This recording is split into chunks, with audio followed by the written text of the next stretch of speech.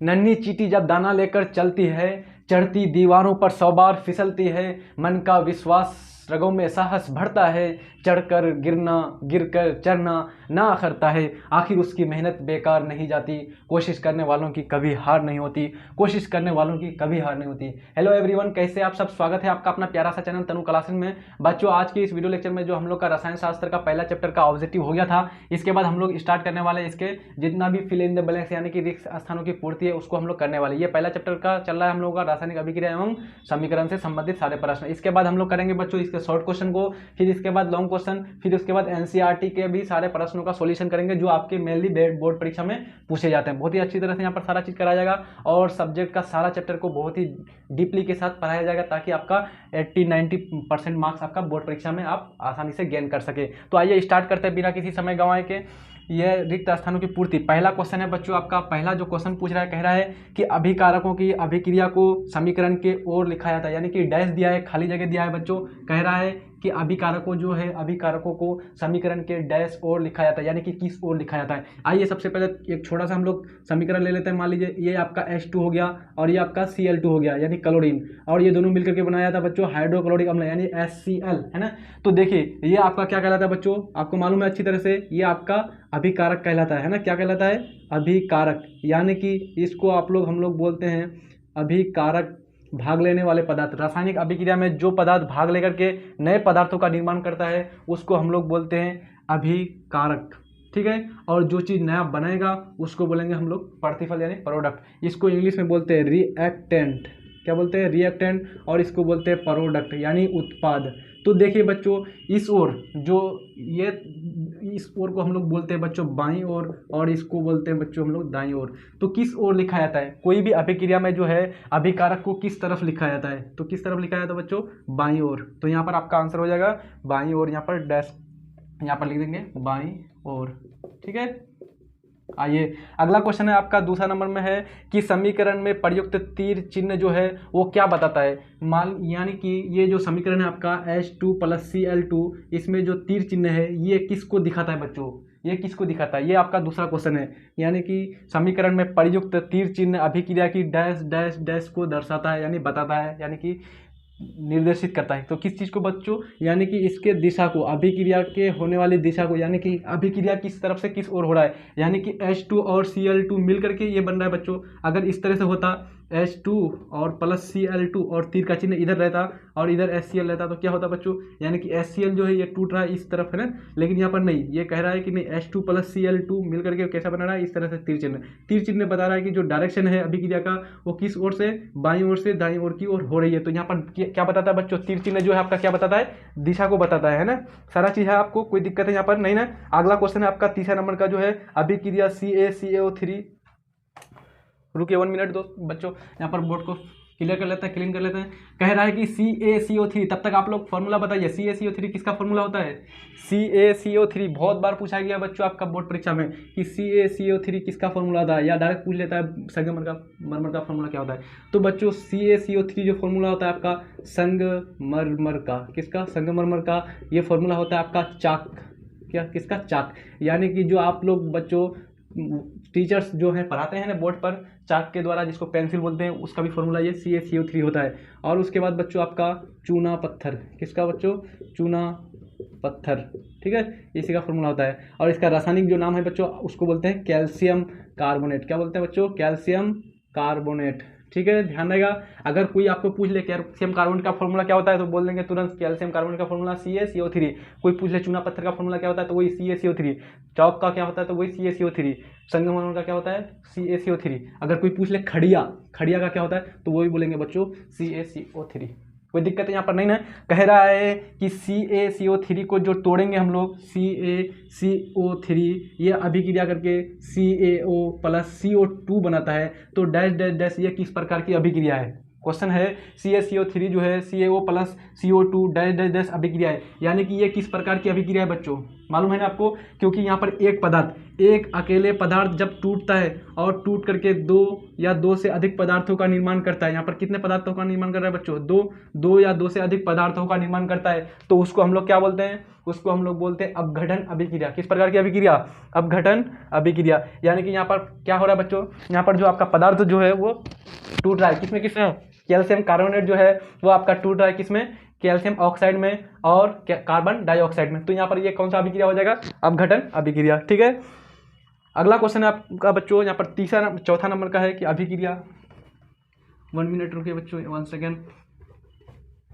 अभिक्रिया जो है आपका यहाँ पर कह रहा है कि अर्जेंटम नाइट्रेट, चौथा नंबर का क्वेश्चन बच्चों, ये रासायनिक अभिक्रिया एवं समीकरण से संबंधित चैप्टर ही है, इसलिए यहाँ पर अभिक्रिया कुछ ज़्यादा ही दिया गया है, इसलिए आपको घबराना नहीं है। सारा अब जो चीज़ है आपको अच्छी तरह से समझ में आ गया होगा, क्योंकि यहाँ पर समझा रहे बहुत ही डीपली के साथ यहाँ पर, है ना। और प्रैक्टिस करना है बच्चों, प्रैक्टिस जितना करेंगे उतना आपका हाथ में आते रहेगा रिएक्शन।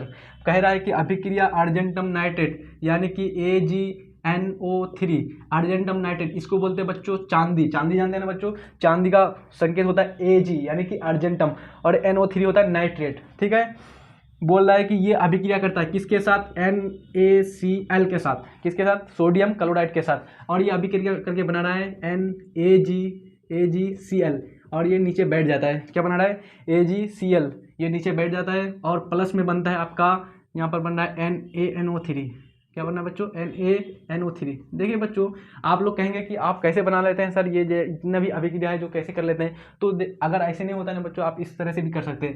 Ag यानी कि क्या है, Ag चांदी है, चांदी क्या है आपका, धातु है, धातु में प्लस चार्ज होता है बच्चों। अब जब एक प्लस हो गया तो दूसरा क्या होगा बच्चों, माइनस होगा, ऐसा होता है ना, क्योंकि प्लस और प्लस कभी नहीं जुड़ सकता। जैसे ये मान लीजिए एक चुंबक है बच्चों, ये मैग्नेट है और ये भी एक मैग्नेट है, अगर इसका मान लीजिए ये आपका नॉर्थ पोल है, यानी कि उत्तरी वाला पोल है, और यहाँ भी नॉर्थ पोल है, तो ये एक दूसरे को भगाएगा, ये इसको इधर धकेलेगा, ये इसको इधर धकेलेगा। लेकिन यहाँ पर यही चुंबक है, यहाँ पर इसका नॉर्थ पोल है, और यहाँ पर ये चुंबक है, इसका साउथ पोल है, तो ये अपनी तरफ अट्रैक्ट करेगा और ये भी अपनी तरफ, ये तुरंत अट्रैक्ट करेगा बच्चों। लेकिन इसमें क्या होगा, ये एक दूसरे को भगाएगा। ठीक है बच्चों, समझ में आया यहाँ, तो वही वाला कहानी यहाँ पर है। तो यहाँ पर एक प्लस आ रहा है तो एक माइनस होगा, क्योंकि अगर यहाँ भी प्लस हो जाएगा तो प्लस प्लस जुड़ के नहीं रह सकता, बाउंडिंग यहाँ पर बंधन नहीं होगा।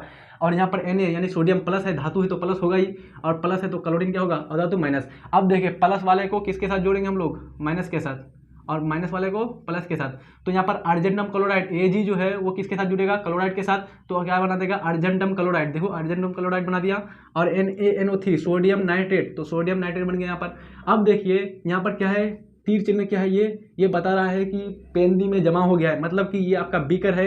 अगर इस बीकर में अगर रिएक्शन हो रहा है, अभिक्रिया हो रही है, तो इस बीकर में जो है अर्जेंटम नाइट्रेट यानी कि चांदी जो है धातु, वो यहाँ पर जमा हो गया है। तो इस प्रकार की अभिक्रिया को हम लोग क्या कहेंगे बच्चों, इस प्रकार की अभिक्रिया को हम लोग बोलेंगे अवक्षेपण अभिक्रिया।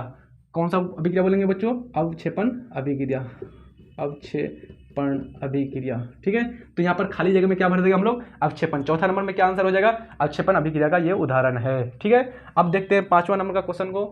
5वां नंबर का क्वेश्चन है आपका कि अभिक्रिया 2H2 यानी कि हाइड्रोजन को जलाया जा रहा है, और जलाने का मतलब आप लोग को बता दिया मैंने, जलाने का मतलब होता है ऑक्सीजन के साथ अभिक्रिया कराना। किसी भी चीज़ को जलाना मतलब ऑक्सीजन के साथ अभिक्रिया कराना। तो यहाँ पर आपका जो क्वेश्चन है 5वां नंबर का क्वेश्चन कह रहा है कि अभिक्रिया 2H2 यानी हाइड्रोजन प्लस ऑक्सीजन, है ना, ये मिल करके बना रहा है 2H2O यानी कि जल बना रहा है बच्चों। ये आपका हाइड्रोजन हो गया, ये आपका ऑक्सीजन हो गया, और ये हो गया आपका जल।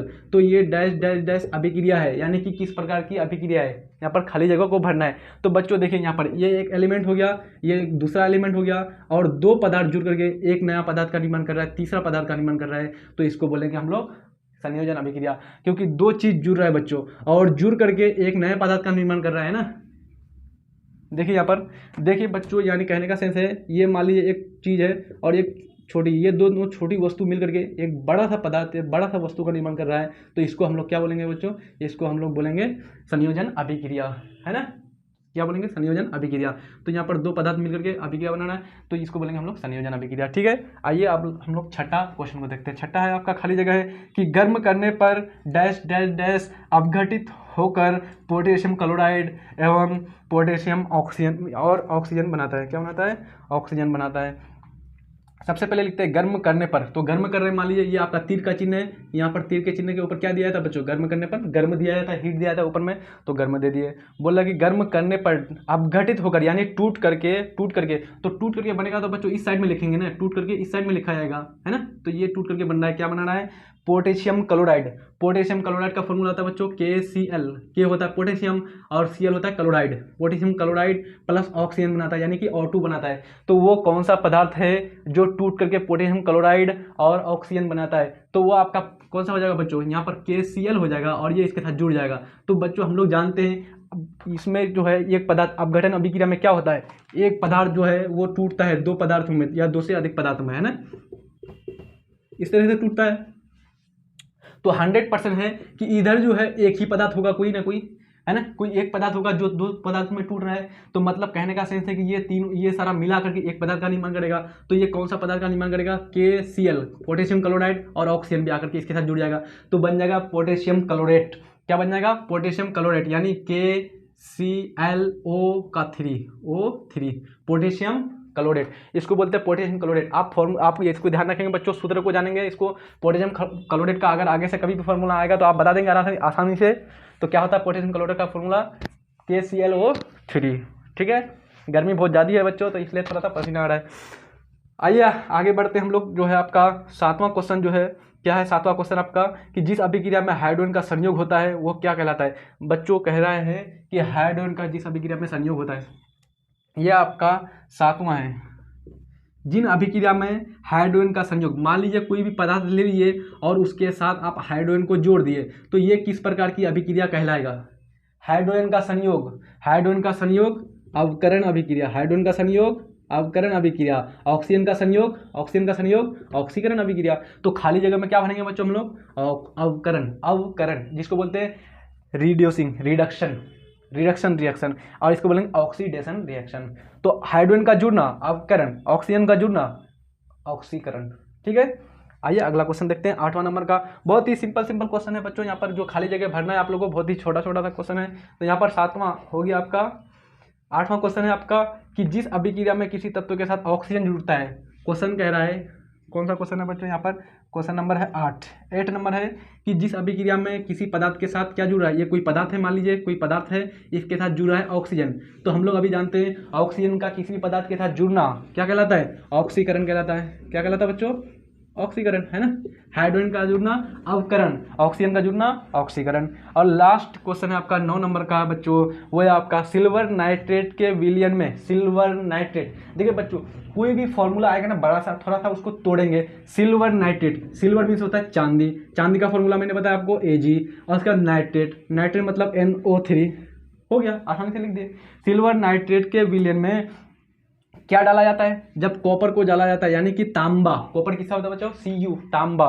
कॉपर को जब डाला जाता है तो क्या बनता है, यानी कि कौन जो धातु प्राप्त होती है? तो क्या है बच्चों, मैंने आपको बताया था एकल विस्थापन अभिक्रिया में जो धातु ज़्यादा मजबूत होगा, जो धातु ज़्यादा शक्तिशाली होगा, वो अपने से कमजोर धातु को क्या कर देगा? हटा देगा। जो धातु ज़्यादा क्रियाशील होगा वो अपने से कमजोर धातु को भगा देगा। तो कॉपर जो है अर्जेंटम यानी कि चांदी से ज़्यादा मजबूत होता है, ज़्यादा अभिक्रिया करने वाला होता है, ज़्यादा रिएक्टिव होता है। तो ये क्या करेगा? इसके जगह को ले लेगा और इसके घर को यहाँ से हटा देगा, यानी कि इसको बेघर कर देगा। यहाँ पर बन जाएगा CuNO3 का होल 2 कॉपर नाइट्रेट, और ये अर्जेंटम जो बेचारा था चांदी, ये भाग जाएगा। क्यों भागेगा? क्योंकि कॉपर ने इसके घर को हड़प लिया। जब हड़प लिया तो यहाँ पर अलग से हो जाएगा बच्चों चांदी, Ag अलग हो जाएगा। तो यहाँ पर क्या प्राप्त होगा हम लोग को? धातु, कौन सी धातु प्राप्त होती है? Silver nitrate. 9वां क्वेश्चन क्या है? सिल्वर नाइट्रेट के विलयन में कॉपर डालने पर, कॉपर डाल दिए, कॉपर डालने पर डैश डैश डैश धातु प्राप्त होती है। तो कौन सी धातु प्राप्त होती है आपका? सिल्वर यानी कि चांदी धातु प्राप्त होती है। ठीक है बच्चों, किसी प्रकार की परेशानी है यहाँ पर? 9 क्वेश्चन आपका आसानी से हल हो गया, यहाँ पर किसी भी प्रकार की दिक्कत नहीं, आप लोग को सारा चीज़ समझ में आ गया। तो इसके बाद हम लोग इसका जो है फॉल्स और ट्रू, यानी कि जो सही गलत है इसको देखेंगे। फिर इसके बाद इसके अति लघु, लघु और दीर्घ सारे क्वेश्चन को देखेंगे। फिर इसके बाद हम लोग NCERT के भी सारे सॉल्यूशन को करेंगे, क्योंकि NCERT मेन है आपका बोर्ड परीक्षा, वहीं से क्वेश्चन आता है ज़्यादातर बच्चों। फिर उसके बाद जो है हम लोग नया चैप्टर अम्ल भस्म और क्षार, अम्ल क्षार और लवण को स्टार्ट करेंगे। तो आई थिंक यहाँ तक किसी भी प्रकार की परेशानी नहीं होगी। आप लोग ज़्यादा से ज़्यादा क्या कीजिए बच्चों, वीडियोज़ को लाइक कीजिए, शेयर कीजिए, और अगर चैनल में नए हैं तो सब्सक्राइब कीजिए। आज के लिए बस इतना ही, मिलते हैं नेक्स्ट वीडियो में। जय हिंद, धन्यवाद।